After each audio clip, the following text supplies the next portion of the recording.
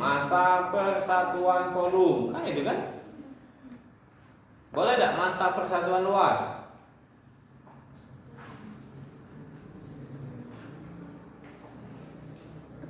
Boleh tidak? Massa per satuan panjang? Hah? Tidak boleh.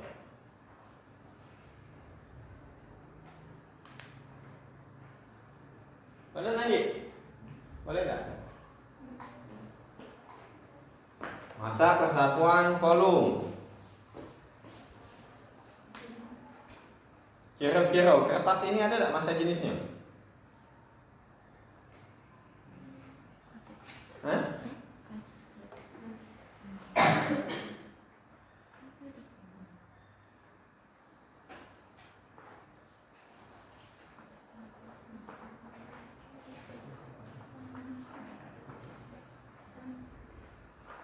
Hah? Ada nggak? Jilbab. Kalau jilbab harum susah. Nah, jilbab rami itu nah kan kalau dibuka itu kan segi 4 kan? Ada nggak massa jenisnya? Hah? Ada nggak? Nggak ada. Kenapa nggak ada?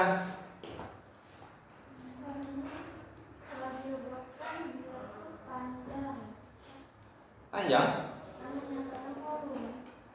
Massa per volume. Berapa dimensi kertas ini? 2 apa 3? Ini berapa dimensi? Hah? 3. Ini? Masih 3? 6. 3. Ini? Masih 3. Kalau ada 1000 spidol ini disambungkan, kira-kira panjang kan?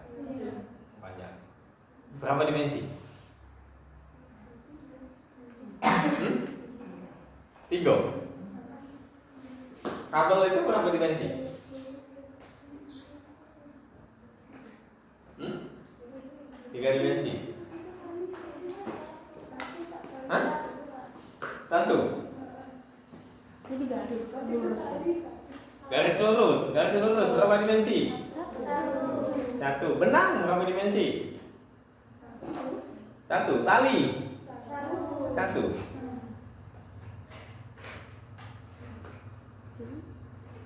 Kalau Bapak ngomong gitu jangan. Hah? Semua benda itu adalah aslinya 3 dimensi. Kertas itu 3 dimensi. Tapi bagian tebalnya itu jauh lebih kecil dibanding dengan panjang dan lebar. Jadi disebut dengan 2 dimensi. Tali itu juga 3 dimensi, tapi bagian luasan ini jauh lebih kecil dibandingkan dengan panjangnya, sehingga disebut dengan 1 dimensi. Artinya setiap benda itu punya massa jenis. Ya. Ya. Kenapa disebut dengan massa jenis? Massa jenis adalah ukuran massa yang menyatakan keidentikannya. Massa jenis kertas itu beda dengan massa jenis besi, ya kan? Massa jenis kertas itu beda dengan massa jenis besi. Misalkan massa jenis kertas 0,1 gram per cm kubik. Massa jenis besi misalkan 1 kg per cm kubik, misalkan. Nah, 0,1 dan 1 itu menyatakan massa yang identik dengan, jadi yang 0,1 tadi masih di siapa? Kertas. Iya. Yang 0,1 tadi itu adalah massa yang menyatakan bahwa benda itu adalah kertas. Nah, itu maksudnya. Itu massa jenis. Yang 1 tadi itu adalah ukuran massa yang menyatakan bahwa benda itu adalah besi. Kan itu kan?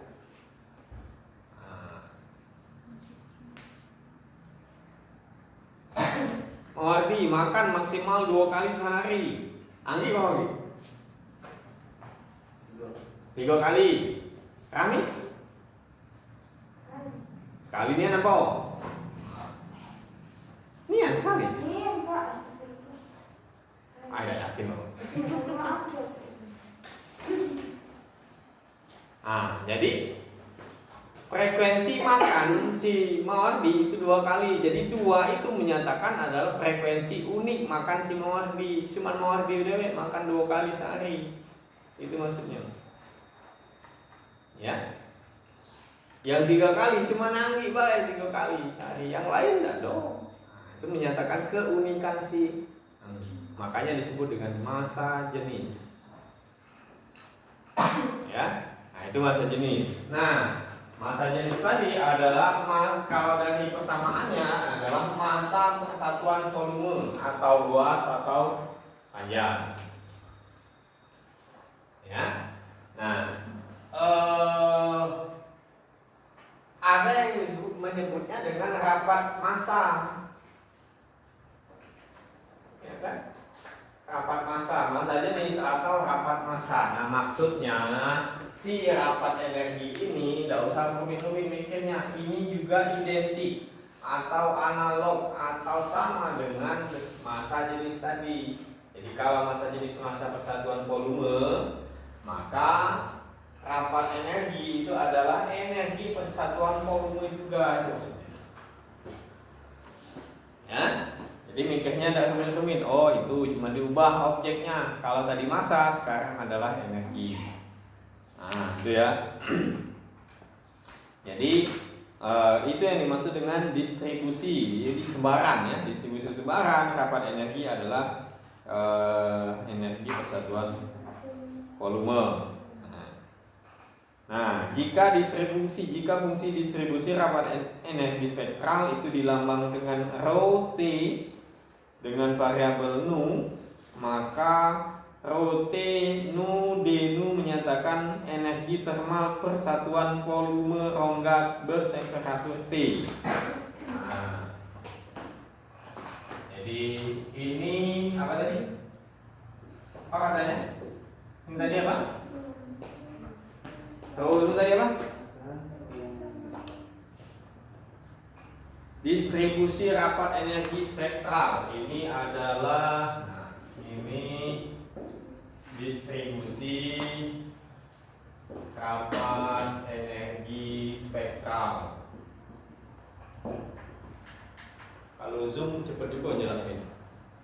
Itu kelebihan Zoom itu. Materi ini bisa selesai satu pertemuan. Saya baca ya. Nah. Tuh ya.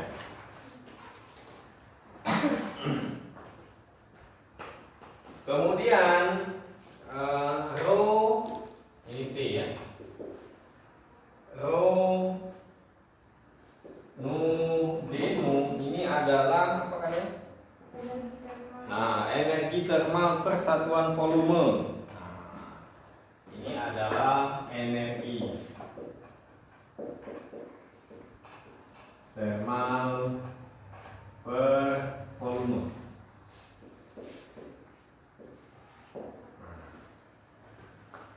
Jadi energinya tuh ini, rapat energinya adalah ini, rapat energi tadi ya.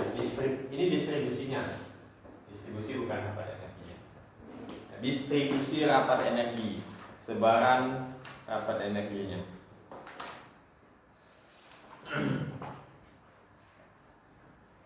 Nah, fungsi distribusi rapat energi spektral secara kualitatif sama dengan fungsi distribusi radiasi spektral.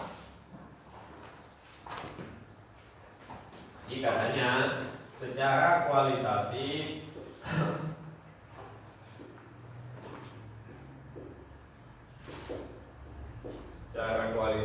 bahwa fungsi distribusi rapat energi spektral si rho nu ini ya, ini sama dengan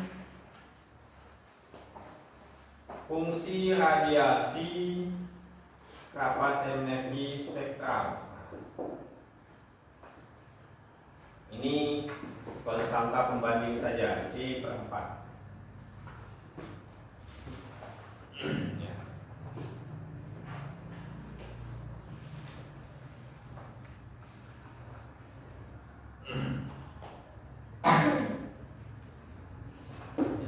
Kalau kita balik lagi ke mana tadi, apa identik dengan apa? Rapat apa tadi? Rapat massa ya. Rapat massa. Berarti ini energi persatuan volume itu. C/4 ini konstanta pembanding.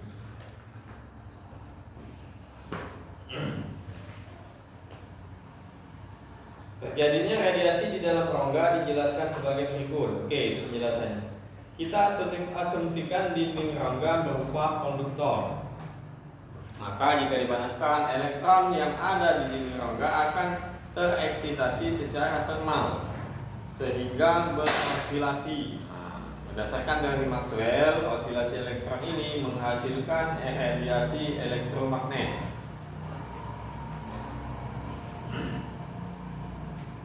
Di mana?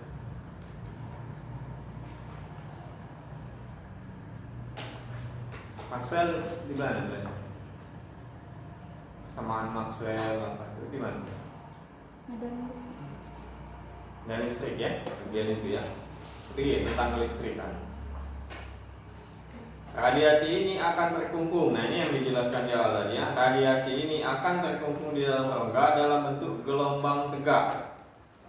Oke, karena dinding rongga berupa konduktor, maka dinding rongga di dinding rongga itu terjadi simpul-simpul gelombang. Oke. Nah, banyaknya gelombang tegak yang terjadi di dalam di dalam rongga tadi ya, itu seperti persamaan 1,3 itu. Nah, jadi itu banyaknya cacah gelombang ya, banyaknya gelombang tegak yang ada di dalam rongga ini.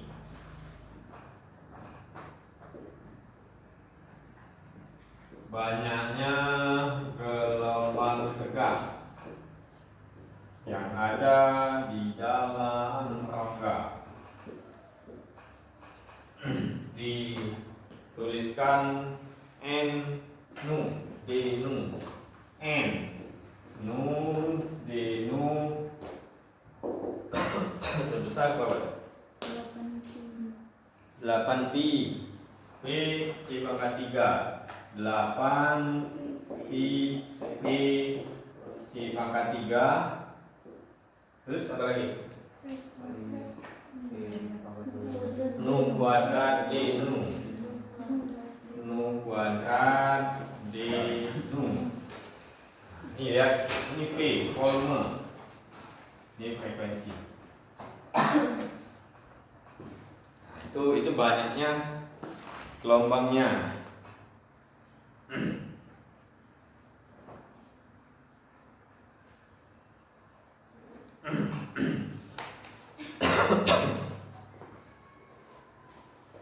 Nah, kemudian untuk mendapatkan rapat energi spektral, rapat selanjutnya menentukan energi rata-rata ragam. Oke, itu energi rata-ratanya, yaitu energi termal rata-rata bagi sekumpulan gelombang tegak yang seragam.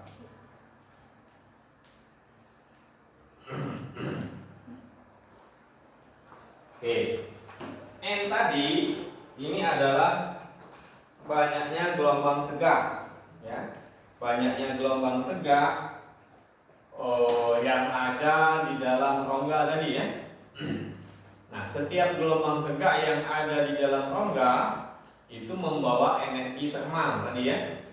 Nah, membawa energi termal.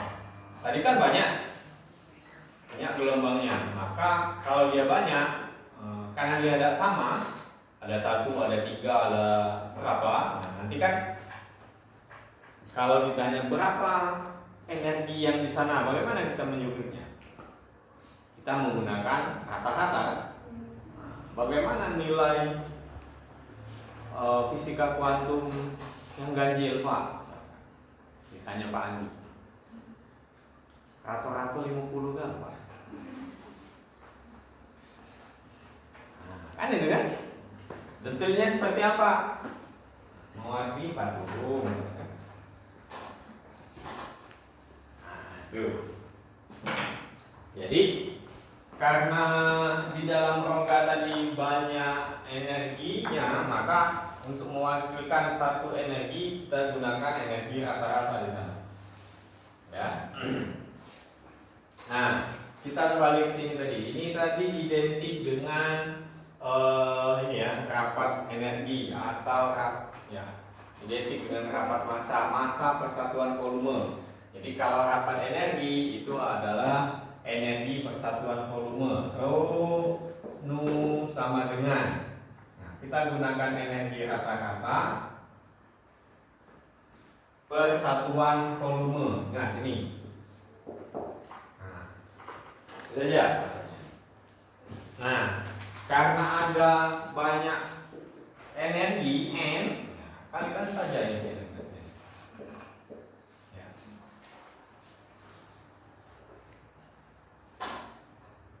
Ini adalah energi rata-ratanya.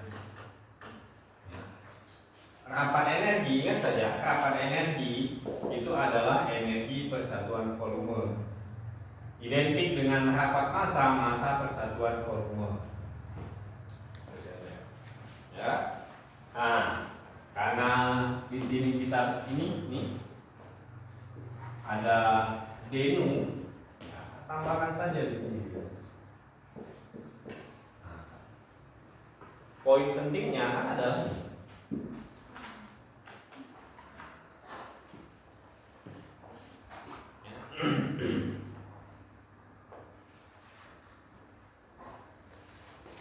tadi N-nya kan ini ya.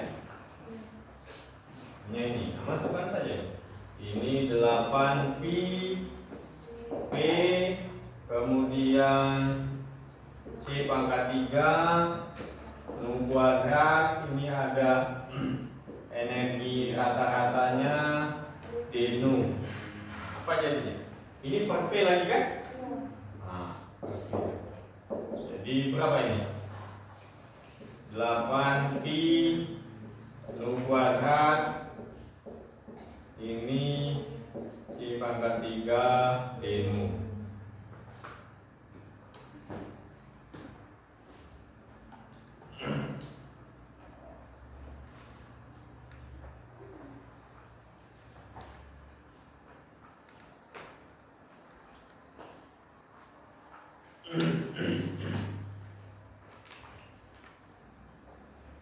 Nah, kalau berdasarkan statistik Maxwell-Boltzmann, energi rata-ratanya itu dia pakai apa? KBT itu ada di fisika statistik ya? Iya, Pak. Nah. Lulus kemarin? Lulus? Dapat apa? Dengan Pak John. Belum Pak Joni? Dapat B? Dapat A? Dapat A? Jadi untuk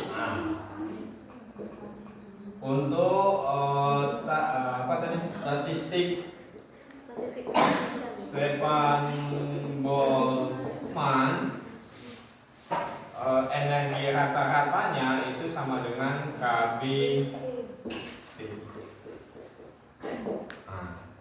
KB ini adalah tetapan Stefan Boltzmann-nya, B-nya adalah suhu. Jadi distribusi rapat energi thermal kalau kita gunakan statistik Maxwell-Boltzmann, dia jadinya seperti ini. Rho nu d nu sama dengan N.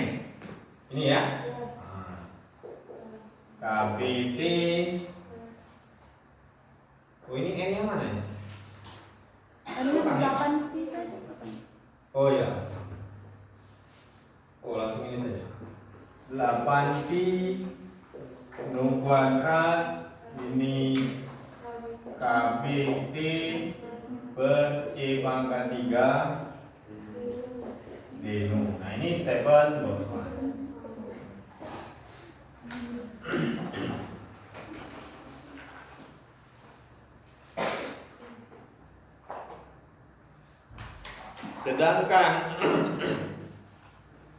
Sedangkan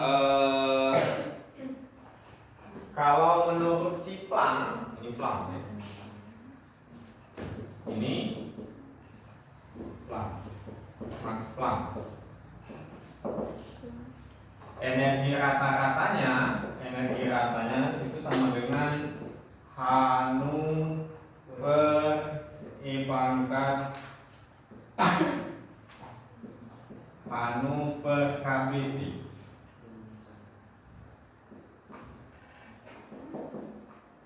Min 1. Nah, itu dari si Planck. Nah, bagaimana hasilnya? Beda. Ya. Yang sesuai nanti dengan hasil eksperimennya kan begini. Nah, itu kan eksperimennya seperti itu. Yang sesuai yang mana? Yang sesuai yang Planck. Nanti tadi ya, nanti. Yang sesuai yang Planck. Nah, kalau yang menggunakan energi rata-ratanya KBT, maka ini ditemukan oleh si Wien, ya. Si Wien menggunakan distribusi energinya, energi distribusi Stephen Boltzmann, sehingga dia nanti dapat grafiknya seperti ini. Nah, ya. Si Rayleigh Jean.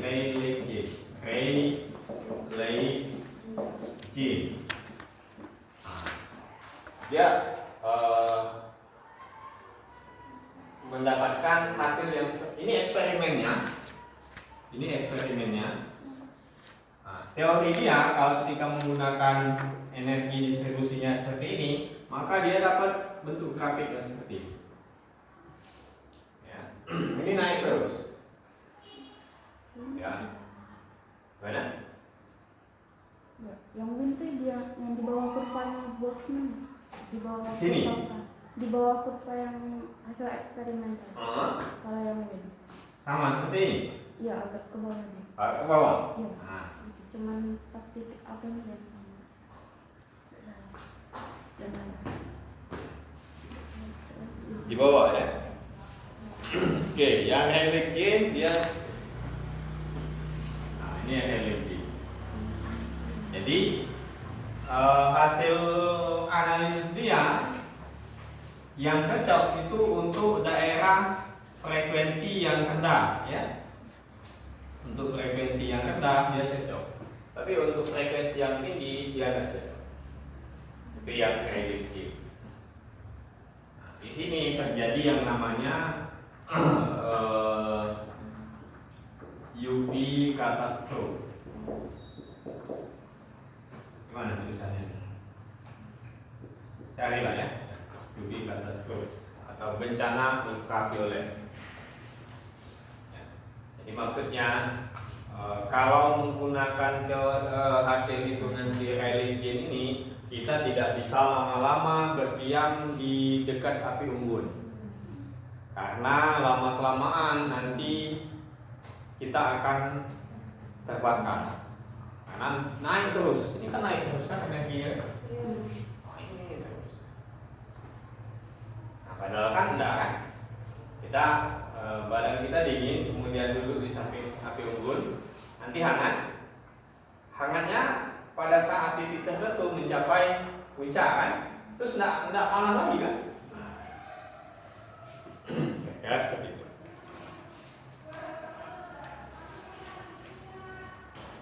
Nah, rumusannya menggunakan Rayleigh Jean itu nanti minggu depan. Oke, ada yang ditanya? Mardi. Jangan, lewat. Saya kan bapak pas 20 tahun. Pas. Ya? Sebulan tidak sanggup. Serius. Lebih enak puasa yang tadi daripada Senin Kemis. Daripada Senin Kemis lebih berat puasa Daud. Daripada Daud, lebih enak puasa Daud. Daripada Daud lebih enak yang tadi. Lurus terus. Coba 2 tahun. Kalau yang cewek ya dimaklumi, nggak bisa dia. Nah, cowok puasa lagi 2 tahun. Oke, baru tunjuk tahu apa? Oh iya Pak, ini alam semesta. Oke ya, ada yang tanya?